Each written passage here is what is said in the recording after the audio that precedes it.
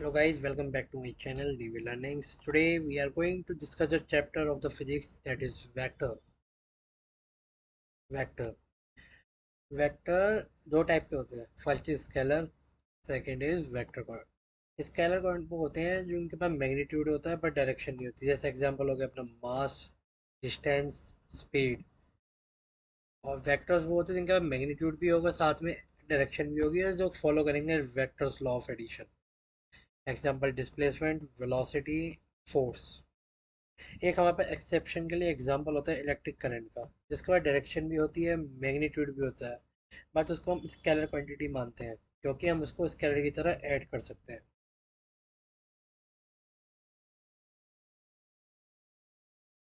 इसके बाद representation of vector. हम वेक्टर की रिप्रेजेंटेशन एक टेल और एक हेड होता है. जहाँ एरो होता है उसको हम कहते हैं हेड, और पीछे वाला टेल हो गया. इसको हम इस तरीके से भी एक्सप्रेस कर सकते हैं, ए के ऊपर एरो और एक बोल्ड ई. जैसे फोर्स वेक्टर को हम एफ ऊपर एरो, वेलोसिटी वेक्टर को वी ऊपर एरो, और जो इसका मैग्नीट्यूड होता है मैग्नीट्यूड को हम दो, बीच में ए, मतलब दो डंडे उसके बीच में ए मैग्नीट्यूड, और खाली ए भी लिख सकते हैं. जैसे फोर्स का है मैग्नीट्यूड तो 5. एग्जाम्पल है. उसके बाद हम आते हैं टाइप्स ऑफ वेक्टर्स पे.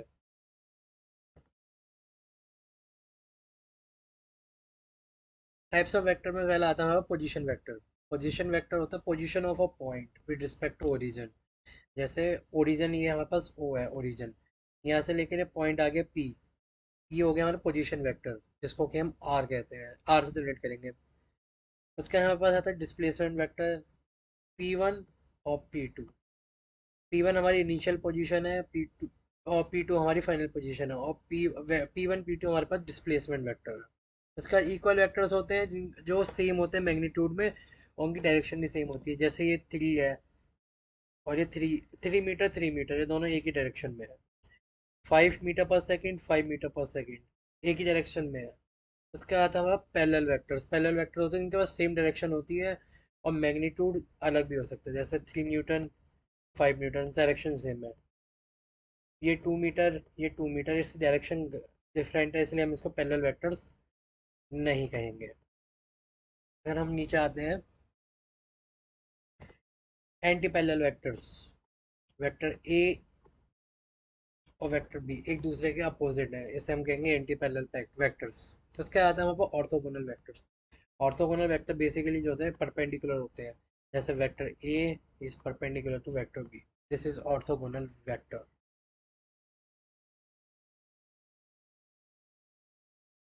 उसके बाद हमारे पास आता है यूनिट वेक्टर, जिसका मैग्नीट्यूड 1 के बराबर होता है. जीरो वेक्टर जिसका मैग्नीट्यूड 0 होता है. और उसका आर्बिट्री डायरेक्शन होती है. आर्बिट्री डायरेक्शन का मतलब है ऊपर भी हो सकता है, नीचे भी हो सकता है, राइट भी हो सकता है, लेफ्ट भी हो सकता है.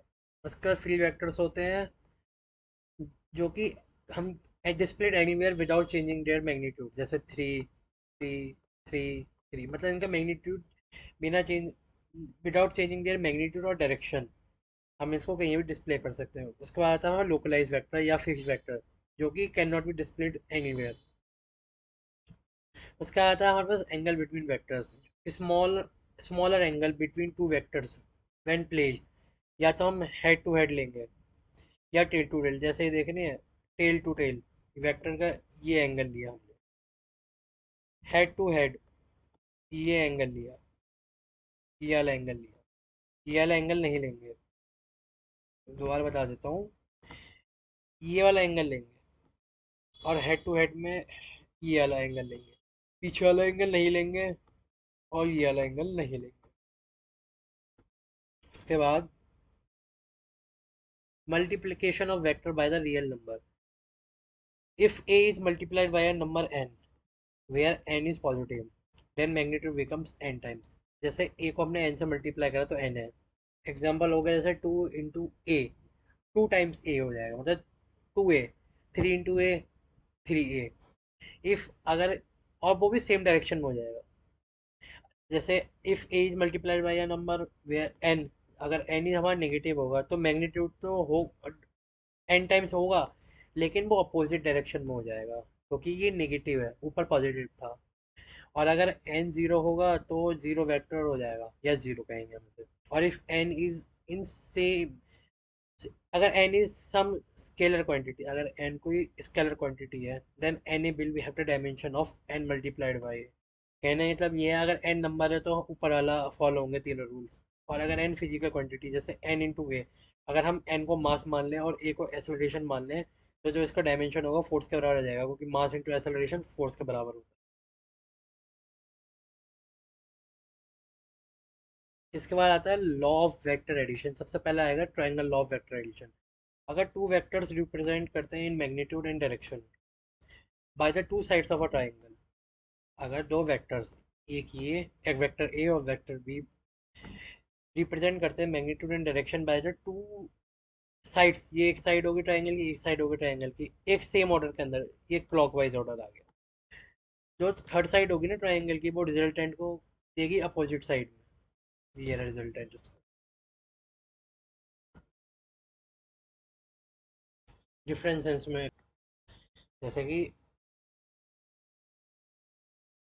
ये हमारा इस सेंस के अंदर चल रहा था, इस सेंस के अंदर, तो जो हमारा रिजल्टेंट है वो इस सेंस के अंदर आ गया, तो ये अपोजिट डायरेक्शन हो गई रिजल्टेंट।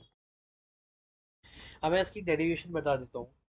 इसकी डेरिवेशन में क्या है, ओ ए, ओ एक्स लेंगे, इस ये हो गया वेक्टर ए, ओ एक्स को मानेंगे वेक्टर ए, ओ वाई को मानेंगे हम आर, और एक्स वाई को मानेंगे हम V, X Y, X Y को हम मानेंगे बी। तो हम पहले चलेंगे in triangle X Y Z, in triangle X Y Z. इस ट्रायंगल में चले तो कॉस थीटा होगा वो X Z Y X Y होगा, तो X Z is equal to X Y cos theta, जिसको हम कहेंगे बी कॉस थीटा। और जो साइन थीटा होगा उसको हम वाई जेड अपॉन में एक्स वाई, तो जो वाई जेड होगा वो हो जाएगा बी साइन थीटा। इसके बाद हम चलेंगे triangle O Y Z, triangle O Y Z, इस ट्राइंगल के अंदर आए तो ओ जेड का स्क्वायर प्लस वाई जेड का, ओ जेड का स्क्वायर प्लस वाई जेड का square is equal to O X का स्क्वायर, ओ एक्स का स्क्वायर। तो ओ जेड को हम O X plus X Z लिख सकते हैं, O X plus X Z का स्क्वायर प्लस वाई जेड का square is equal to R square. A plus B cos theta का square plus B sine theta का square equal to R square. हम जब इसमें वैल्यूज पूरी put करेंगे, इसको सॉल्व करेंगे, ए स्क्वायर प्लस बी स्क्वायर, ये cos square theta plus sine square theta identity law के वन हो जाएगा। इसका पूरा सॉल्व करके हमारा रिजल्टेंट आएगा, वो आएगा under root A square plus B square plus two A B cos theta. इसके बाद हम नीचे चलते हैं, अगर थीटा हमारे पास 0 डिग्री होगा तो R equal to A plus B maximum होगा, और अगर थीटा 180 डिग्री होगा तो ए माइनस बी मिनिमम होगा, मिनिमम होगा। और अगर थीटा 90 होगा तो वो under root A square plus B square लगा लेंगे। और अगर कोई और एंगल होगा तो फॉर्मूला लाएंगे ये वाला, सॉल्व कर लेंगे। और एक अल्फा, अल्फा एंगल जो है वो, एंगल अल्फा ये रहा हमारे पास अल्फा, दिस एंगल अल्फा।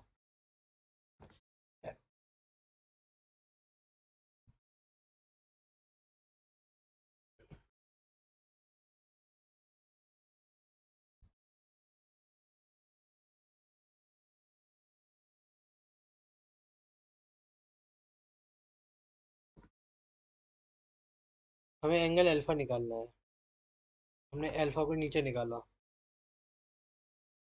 इसकी वैल्यू हमने निकाली, tan alpha equal to B sine theta upon में A plus B cos theta. एक शॉर्ट, शॉर्ट के लिए ट्रिक है, अगर हमारे पास ए और बी सेम होंगे तो two A cos theta by two निकाल का फॉर्मूला यूज करके हम रिजल्टेंट की वैल्यू निकाल सकते हैं। इसके बाद हमारे पास आता है parallelogram law of vector addition. If two adjacent sides are represented in the magnitude and direction by the two adjacent sides of a parallelogram, अगर दो वेक्टर्स, वेक्टर ए और वेक्टर बी, रिप्रेजेंट करते हैं इन terms of magnitude and direction by the two adjacent sides of a parallelogram drawn from a point, and जो diagonal होगा ये parallelogram का, down from the same point, drawn from the same point, represent the resultant. इसके बाद एक note point आता है हमारे पास कि जो ट्रायंगल लॉ होता है वो हेड, जो वहाँ पर ट्राइंगल लॉ है वो हेड टू टेल अरेंजमेंट, और जो पैरेललोग्राम लॉ है वो टेल टू टेल अरेंजमेंट है। इसका हम चलते हैं सब्सट्रैक्शन ऑफ वेक्टर्स। कुछ नहीं करना, सिर्फ रिजल्टेंट में जहाँ था A square plus B square plus two A B cos theta, यहाँ आ जाएगा A square plus B square minus two A B cos theta. इसके बाद हमारे पास आता है polygon law of vector addition. Polygon law क्या कहता है? If multiple vectors are represent in terms of magnitude and direction by the sides of a polygon in same sense, then the resultant of the vector will be along closing to the polygon in opposite sides। मान लो a plus B plus C plus D एक science के अंदर vectors हैं different types के, एक ही science के अंदर, तो जो रिजल्टेंट होगा वो अपोजिट साइड में होगा। ये रहा, ये रिप्रेजेंट करेगा इसका रिजल्टेंट। उसके बाद vector sum of the successive forces eight equal angles. if successive vectors have equal magnitude and angles, that is 360 by n or 2 pi by n, then the resultant is zero। कहने का मतलब ये है, जैसे हमारे पास पांच फोर्सेस है, हमारे पास पांच फोर्सेस है, पांच फोर्सेस है, ये रहा एग्जाम्पल, पांच फोर्सेस हैं। तो हमने 360/5 करा तो मतलब 72 डिग्री, मतलब सारे एंगल जो होंगे वो 72 डिग्री के होंगे। इसका मतलब जो होगा कि वो फोर्स रिजल्टेंट होगा वो जीरो होगी। इसका एक टॉपिक आता है यूनिट वेक्टर। हमें क्या बताते हैं यूनिट वेक्टर? तो हमें यूनिट वेक्टर बताना है डायरेक्शन क्या है। हम यूनिट वेक्टर को रिप्रेजेंट करते हैं वेक्टर ए अपॉन में magnitude of vector I cap J cap K cap. I cap होता है unit vector along X axis, J होगा वाई एक्सिस और के होगा Z axis. Vector I vector J vector K वैसे का magnitude 1 के बराबर।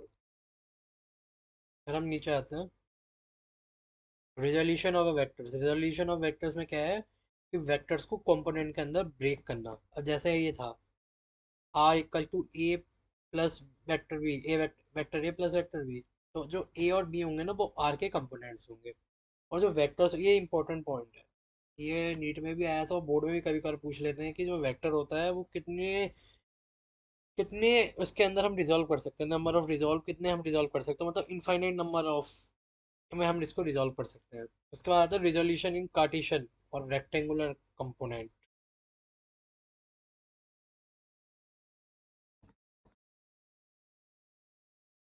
रिजोल्यूशन इसके अंदर है कि जैसे वेक्टर ए वाई साइड है और ये एक्स डायरेक्शन है, तो उसका मैग्नीट्यूड होगा वो इन द मिडिल में होगा, अंडर रूट वाले तरीके से। तो जो हम ए को है, हम ए आई cap plus A Y J cap लिख सकते हैं। इसको ए एक्स आई कैप और ए वाई जे कैप लिख सकते हैं। तो कॉस थीटा होगा वो एक्स अपॉन में ए हो जाएगा, और साइन थीटा होगा वो ए वाई अपॉन में ए हो जाएगा। तो हम ए एक्स को लिख सकते हैं ए कॉस थीटा, ए वाई को लिख सकते हैं ए साइन थीटा। मतलब कि ये होगा कि एक्स जो होगा वो कंपोनेंट ऑफ ए होगा, वाई होगा कंपोनेंट ऑफ बी होगा। तो हम ए को हम लिख सकते हैं under root of A square plus A Y का स्क्वायर। इसके बाद हम वेक्टर्स को फिर दो उसमें मानते हैं, इन 2D और एक 3D। 2D के अंदर हम A equal to A x square plus A Y square करेंगे, और 3D होगा तो हम लिखेंगे A x square plus A Y square plus A Z square का अंडर रूट। या फिर हम चलते हैं आगे। इसके बाद हमारा direction of the cosines. Direction of cosine कहती है जैसे कॉस अल्फा है, कॉस अल्फा, इसको हम लिख सकते हैं ए एक्स अपॉन में A cos beta, a y upon में ए और cos gamma a z upon में ए। तो cos square alpha plus cos square beta plus cos square gamma equal to 1। तो ए x square plus a square, a Y square upon में ए square और ए z upon में ए square. तो ए x square plus A Y square plus A Z square upon में ए square equal to A square upon में ए square that is 1। इसका एक छोटा सा टॉपिक आता है इस, इसके बाद एक छोटा सा टॉपिक आता है कोलिनियर कोप्लेनर एंड को non coplanar vectors. Collinear vectors होते हैं along the same line, coplanar होते हैं same plane x Y x Z y z, और नॉन कोप्लेनर होते हैं एटलीस्ट वन वेक्टर जो कि आउट ऑफ द प्लेन होगा।